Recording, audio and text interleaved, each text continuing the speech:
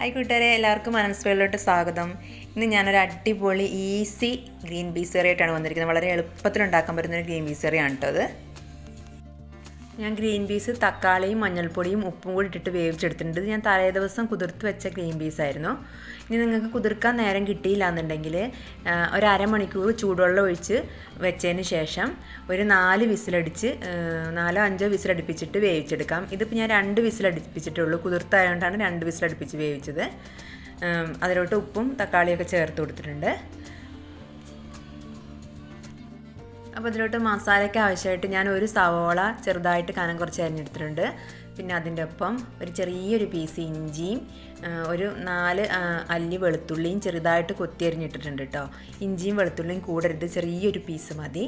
പിന്നെ ഒരു 1/2 കപ്പ് തേങ്ങയുടെ പാല് ഞാൻ പിഴിഞ്ഞെടുത്തിട്ടുണ്ട്. ഇത് 1-ാം പാൽ 2-ാം പാലെന്നൊന്നുമില്ല, ചൂടുവെള്ളം ഒഴിച്ച് മിക്സിയിലിട്ട് അരിച്ചെടുത്തിരിക്കുന്ന പാലാണ്. ഇതൊരു 200 ml പാലുണ്ട് കേട്ടോ. വെളിച്ചെണ്ണ ഒഴിച്ച് കൊടുക്കാം.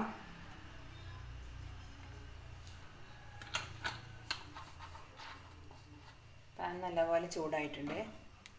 കടുക് ചേർക്കേണ്ടവർക്ക് കടുക് ചേർക്കാം. ഞാൻ കടുക് ചേർക്കുന്നില്ല. നമ്മൾ സിമ്പിളായിട്ടുള്ളൊരു കറിയാണ് ഉണ്ടാക്കുന്നത്. ഇഞ്ചിയും സവോളയും വെളുത്തുള്ളിയും കൂടെ അരിഞ്ഞ് വെച്ചതാണ്. അത് നമുക്ക് വഴറ്റിട്ട്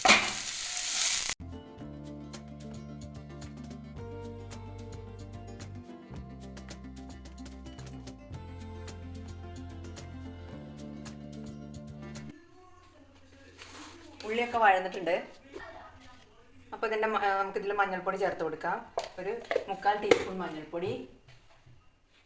പിന്നെ അതിലോട്ട് ഒരു 1/2 ടീസ്പൂൺ മുളക് പൊടി ഞാൻ കുറച്ച് ചേർത്ത് കൊടുക്കുന്നത്. ഇവിടെ നമുക്ക് കുട്ടികൾക്ക് കഴിക്കാൻ വേണ്ടിയിട്ട് എരിവ് കുറവ് മതി. അതുകൊണ്ടാണ് കുറച്ച് മുളക് പൊടി ചേർത്ത് കൊടുത്തിരിക്കുന്നത്. നിങ്ങൾക്ക് എരിവ് എത്ര വേണോ അതിനനുസരിച്ചുള്ള മുളക് പൊടി ചേർത്ത് കൊടുക്കാം. വഴറ്റി കൊടുക്കാം. കുറച്ച് മല്ലിപ്പൊടിയും കൂടെ ചേർത്ത് കൊടുക്കാം. മല്ലിപ്പൊടിയുടെ ടേസ്റ്റ് ഇഷ്ടമില്ലാത്തവർക്ക് അത് ഒഴിവാക്കാം. ഒരു ടീസ്പൂൺ മല്ലിപ്പൊടി ഞാൻ ചേർത്ത് കൊടുക്കുന്നുണ്ട്. മല്ലിപ്പൊടി ചേർത്താൽ നമ്മൾ നല്ലപോലെ വഴറ്റി കൊടുക്കണം. എണ്ണ ഒഴിച്ച് നല്ലതുപോലെ വഴറ്റി കൊടുക്കണം. മല്ലിപ്പൊടിയുടെ ആ പച്ചക്കത്തലൊന്ന് മാറി കിട്ടണം. കറിക്കൊരു കൊഴുപ്പ് കിട്ടാൻ വേണ്ടിയിട്ടാണ് മല്ലിപ്പൊടി ഞാൻ ചേർത്ത് കൊടുക്കുന്നത്. നമുക്ക് മല്ലിപ്പൊടി വേണമെങ്കിൽ ഒഴിവാക്കാം. നമ്മൾ ഗ്രീൻ പീസ് വേവിക്കുമ്പോൾ വേണമെങ്കിൽ കിഴങ്ങ് അതിൻ്റെ ഒപ്പം ചേർത്ത് കൊടുക്കാം കേട്ടോ. കുക്കറിൽ വേവിക്കുമ്പോൾ കിഴങ്ങ് ചേർത്ത് കൊടുത്താൽ കറിക്കൊന്നും കൂടെ കൊഴുപ്പും ടേസ്റ്റും ഉണ്ടാവും. ഞാൻ ചില ദിവസം വേവിക്കുമ്പോൾ കിഴങ്ങ് കൂടെ ചേർത്ത് വേവിക്കാറുണ്ട്. ഇന്ന് ഞാൻ കിഴങ്ങ് ചേർത്തില്ല.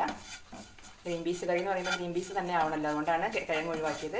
കിഴങ്ങും കൂടി ഇട്ടാൽ നല്ല ടേസ്റ്റാണ്. ഇത് നല്ലപോലെ വഴന്ന് വരുമ്പോഴത്തേക്ക് നമുക്കതിലോട്ട് കുറച്ച് ഗരം മസാല പൊടിച്ചതും കൂടി ചേർത്ത് കൊടുക്കാം.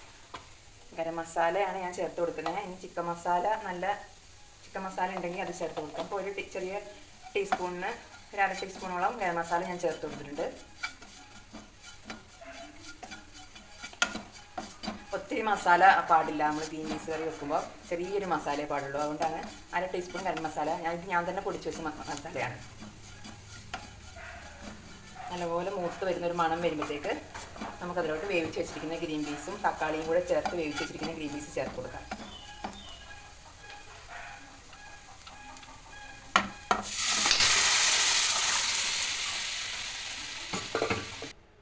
ഗ്രീൻ പീസും കൂടെ ചേർത്ത് കൊടുത്തിട്ട് നമുക്ക് നല്ലപോലെ ഒന്ന് തിളപ്പിക്കാം കേട്ടോ. അതിൻ്റെ ആ മസാലയൊക്കെ ഒന്ന് ഗ്രീൻ പീസിൽ പിടിക്കാൻ വേണ്ടിയിട്ട് നല്ലപോലെ തിളപ്പിക്കാം. തിളപ്പിച്ച് ഈ വെള്ളം നമ്മൾ വേവിക്കാൻ വെച്ചിരിക്കുന്ന ആ വെള്ളം ഉണ്ടല്ലോ, ആ വെള്ളം ഒന്ന് കുറച്ച് വറ്റണം. നമ്മൾ ഇതിലോട്ട് തേങ്ങാപ്പാലാണ് ചേർത്ത് കൊടുക്കുന്നത്.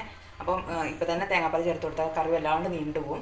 ഈ കറി ചാറ് നല്ലപോലെ വേണമെന്നുള്ളവർക്ക് ഇതൊന്ന് തിളച്ച് വരുമ്പോഴത്തേക്ക് തന്നെ തേങ്ങാപ്പാൽ ചേർത്ത് കൊടുക്കാം. ഞാൻ കുറച്ചൊന്ന് വറ്റിയിട്ടാണ് തേങ്ങാപ്പാൽ ചേർത്ത് കൊടുക്കുന്നത്. അപ്പോൾ ഇത് മൂടി വയ്ക്കട്ടെ. ഞാൻ ഉപ്പിട്ടാണ് ഗ്രീൻ പീസ് വേവിച്ചത്. ഇനി നമുക്കിനി തേങ്ങാപ്പാൽ ചേർത്ത് കൊടുക്കാൻ നേരത്ത് നോക്കാം ഉപ്പിട്ടോന്ന്.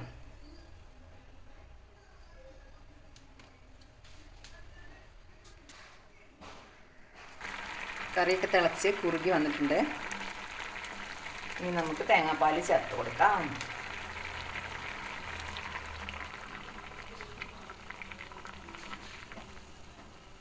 തേങ്ങാപ്പാൽ ചേർത്ത് കൊടുത്ത് തിളപ്പിക്കാൻ പാടില്ല എന്നൊക്കെ പറയും. പക്ഷേ ഞാൻ തിളപ്പിക്കും. ഇതൊന്നുകൂടെ കുറുകണം. നമ്മൾ കുറുകിയ പാൽ 1-ാം പാലൊക്കെ ഒഴിച്ച് കൊടുത്തിട്ടാണ് അങ്ങനെ തിളപ്പിക്കാൻ പാടില്ല എന്ന് പറയുന്നത്. ഇത് അങ്ങനെ 1-ാം പാലൊന്നുമില്ല, കുറച്ച് നീളമുള്ള തേങ്ങാപ്പാലാണ്. അതുകൊണ്ടാണ് തിളപ്പിക്കുന്നത് കേട്ടോ. ഒന്നാം പാലൊക്കെയാണ് നമ്മൾ തലപ്പാലൊക്കെയാണ് ലാസ്റ്റ് ഒഴിച്ചു കൊടുക്കുന്നതെങ്കിൽ തിളപ്പിക്കാൻ പാടില്ല. ജസ്റ്റ് ഒന്ന് ചൂടായി വരുമ്പോഴത്തേക്ക് തന്നെ ഫ്ലെയിം ഓഫ് ചെയ്യണം. ഇത് കുഴപ്പമില്ല, ഇതിനോട് തിളപ്പിക്കുന്നതുകൊണ്ട് കുഴപ്പമൊന്നുമില്ല. ഉപ്പൊക്കെ പാകത്തിനാണോ എന്ന് നോക്കാം നമുക്ക്.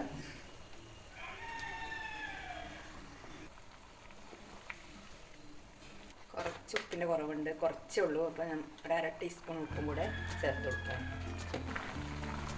നമ്മുടെ കറി റെഡിയായി. നല്ല സിമ്പിളായിട്ടുള്ളൊരു ഗ്രീൻ പീസ് കറിയാണ്. വളരെ എളുപ്പത്തിൽ നമുക്കിത് ഉണ്ടാക്കിയെടുക്കാൻ പറ്റും. നമുക്ക് വേവുന്ന സമയം കൊണ്ട് നമുക്ക് ഉള്ളി ഒക്കെ അരിഞ്ഞ് റെഡിയാക്കി വെക്കാം. പിന്നെ അത് കുക്കറിൻ്റെ ആവി പോകുന്നിടം വരെ വെയിറ്റ് ചെയ്യുന്ന സമയം മാത്രം മതി. ഉള്ളിയൊക്കെ നമുക്ക് വഴത്ത് റെഡിയാക്കി വെക്കാം. ഞാനിപ്പോൾ നേരത്തെ വഴറ്റി വെച്ചില്ല. നേരത്തെ നിങ്ങളെ ഉള്ളിയുടെ അളവൊക്കെ കാണിക്കാൻ വേണ്ടിയിട്ടാണ് അങ്ങനെ നേരത്തെ വഴറ്റി വെക്കുക. നമുക്ക് വീട്ടിൽ ചെയ്യുമ്പോൾ കുക്കറിൽ നമ്മൾ ഗ്രീൻ പീസ് വേവിക്കുന്ന സമയത്ത് തന്നെ നമുക്ക് ഉള്ളിയൊക്കെ അരിഞ്ഞ് അത് വഴറ്റി വെക്കാം. ആ സമയം കൊണ്ട് അതിൻ്റെ വെന്ത് ആവി പോയി വന്നോളും. തേങ്ങയൊക്കെ പാൽ പിഴിഞ്ഞ് വെച്ച് പിന്നെ നേരം കൊണ്ട് അത് വെന്ത് വന്നോളും. പെട്ടെന്ന് നമുക്ക് ഗ്രീൻ പീസ് കറി റെഡിയാക്കാം. അപ്പോൾ ഞാൻ ഫ്ലെയിം ഓഫ് ചെയ്യാണ്. നല്ല അടിപൊളി നല്ല ടേസ്റ്റാണ് തേങ്ങാപ്പാൽ പിഴിഞ്ഞ് ഗ്രീൻ പീസ് കറി വെച്ചാൽ. സൂപ്പർ കറിയാണ്.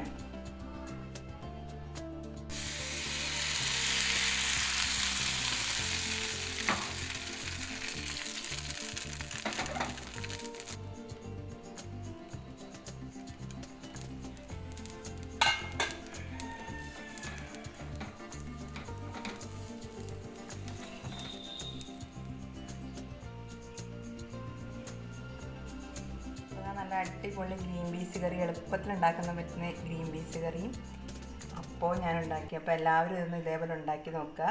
രാവിലത്തെ ബ്രേക്ക്ഫാസ്റ്റ് എളുപ്പത്തിൽ ഉണ്ടാക്കാൻ വേണ്ടിയിട്ട് ഇങ്ങനെ ഒന്ന് ഉണ്ടാക്കി നോക്കുക. അത് ഗ്രീൻ പീസ് കറി ചപ്പാത്തിക്ക് ഒപ്പം കഴിക്കാൻ നല്ല അടിപൊളിയാണ് കേട്ടോ.